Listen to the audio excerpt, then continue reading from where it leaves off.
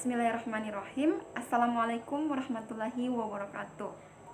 Perkenalkan, saya atas nama Nasti dengan NIM 1914100970. Saya dari Prodi Pendidikan Biologi Universitas 19 November Kolaka. Tujuan pembuatan video ini sama seperti pada video sebelumnya, yakni untuk memenuhi salah satu tugas mata kuliah saya pada mata kuliah Fisiologi Tumbuhan. Nah, pada kesempatan kali ini saya akan menjelaskan laporan pertumbuhan dan perkembangan tumbuhan pada tanaman kol hijau dan kol merah. Baiklah, kita mulai dari konsep pertumbuhan dan perkembangan. Oke, pertumbuhan adalah pertambahan jumlah sel pada suatu organisme, yang mana pertumbuhan ini itu bersifat tidak dapat kembali atau irreversible. Sedangkan perkembangan merupakan proses untuk mencapai kematangan fungsi suatu organisme. Walaupun berbeda dari segi pengertiannya, namun dari segi proses ini itu berjalan secara simultan atau berjalan pada waktu yang bersamaan dan tentunya saling terkait ya. Adapun perbedaannya tadi ada pada faktor kuantitatif dan juga kualitatifnya. Pertumbuhan dapat diukur secara kuantitatif karena mudah diamati, yaitu terjadi perubahan jumlah dan juga ukurannya. Sebaliknya, pada perkembangan hanya dapat dinyatakan secara kualitatif karena terjadi perubahan fungsional dalam tubuh suatu organisme sehingga tidak dapat diamati. Oke, selanjutnya kita masuk pada faktor-faktor yang mempengaruhi pertumbuhan dan perkembangan. Ada dua faktor. Nah, faktor yang pertama, faktor eksternal, yang mana faktor eksternal ini merupakan faktor yang mempengaruhi pertumbuhan dan perkembangan tumbuhan yang berasal dari luar tubuh tumbuhan. Faktor eksternal ini itu mencakup zat hara, cahaya, air, suhu, oksigen, dan juga kelembapan. Zat hara merupakan unsur makronutrien dan mikronutrien, misalnya seperti karbon dioksida. Oke, selain zat hara terdapat juga cahaya dan air yang memiliki fungsi tersendiri sebagai faktor eksternal dalam perkembangan sebuah tumbuhan. Oke, faktor yang kedua, faktor internal, yang mana faktor internal ini adalah faktor yang berasal dari dalam tubuh tumbuhan itu sendiri, yang termasuk dalam faktor internal ini seperti gen dan juga fitohormon. Tentu kita sudah mendengar tentang gen sebelumnya, yang mana gen itu merupakan substansi yang menurunkan sifat dari induk kepada keturunannya. Oke, dalam tumbuhan, gen bisa mengatur keadaan fisik maupun non-fisik tumbuhan, misalnya pada warna bunga atau rasa buahnya. Sedangkan pada fitohormon, dia merupakan zat yang mengendalikan fungsi tubuh pada tumbuhan. Nah, contoh fitohormonnya itu seperti auksin, giberlin, sitokinin, asam abisat, etilen, traumalin, dan juga kalin.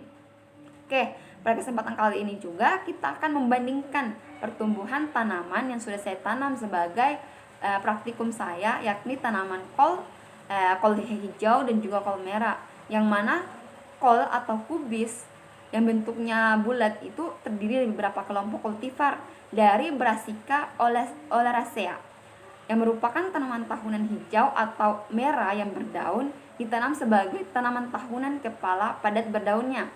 Kepala kubisnya itu bisa berkisar 0,5 sampai 4 kg. Nah, untuk warnanya sendiri ada yang berwarna hijau, merah atau ungu, dan berwarna putih. Selanjutnya perlu kita ketahui bahwa penanaman kol hijau dan kol merah ini merupakan sebuah jenis kegiatan berkebun untuk memenuhi praktikum saya. Oke, tempatnya sendiri di kampus USN Kolaka pada tanggal 14 Maret tahun 2021 sampai sekarang ya. Dosen pembimbingnya Ibu Maretik SPMSI, dan untuk pelaksanaan kegiatannya itu dari mulai mempersiapkan bibit, kemudian penanaman, pemeliharaan, serta pengukuran untuk laporan setiap 2 minggu sekali. Oke, untuk kesulitan dan hambatannya itu, kesulitannya mungkin tidak ada selama proses penanaman. Hanya ada sedikit hambatan. Untuk hambatannya itu dalam mempersiapkan bahan ya. Kita harus mempersiapkan tanah yang subur agar pertumbuhan dan perkembangan kol hijau dan kol merahnya itu bisa cepat subur. Kemudian kita juga harus mempersiapkan mencari pupuk yang mana pupuknya itu bisa berasal dari kotoran kambing atau kotoran sapi, dan juga tambahnya bisa sekam padi. Oke, Oke, selanjutnya alat dan bahan yang dipersiapkan. Pertama ada sekam padi, pupuk yang saya siapkan itu kotoran kambing, kemudian tanah dan polybag. Untuk tambahan alat dan bahannya itu pulpen, lakban, serta kertas label yang digunakan. Oke, selanjutnya prosedur kerja. Yang pertama, campur semua bahan sekam padi, pupuk, dan tanah menjadi satu. Oke, selanjutnya ambil polybag dan isi campuran ketiga bahan tersebut. Kemudian masukkan bibit kol yang sudah direndam sebelumnya selama semalaman ke dalam masing-masing polybag yang telah disiapkan. Dan yang terakhir, beri label pada masing-masing polybag dengan ditempelkan dengan menggunakan lakban. Oke, selanjutnya hasil kegiatan penanaman kol hijau dan kol merah. Pada minggu pertama penanaman kol hijau dan kol merah ini terlihat hasil pertumbuhannya itu belum diukur karena masih nampak kecil, tumbuh seperti pucuk. Dan pada minggu kedua baru terlihat dengan jelas hasil pertumbuhan tanaman kol hijau dan juga kol merah.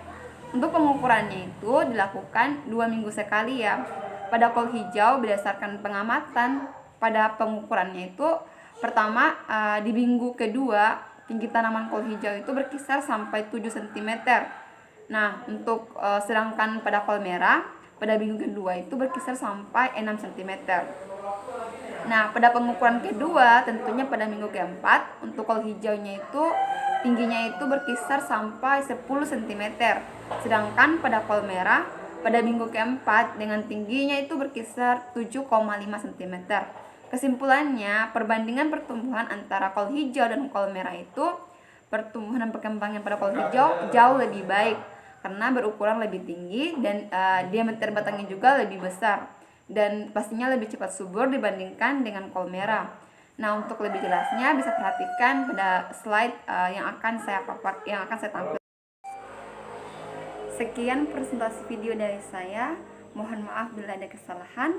Billahi taufiq wal hidayah. Wassalamualaikum warahmatullahi wabarakatuh.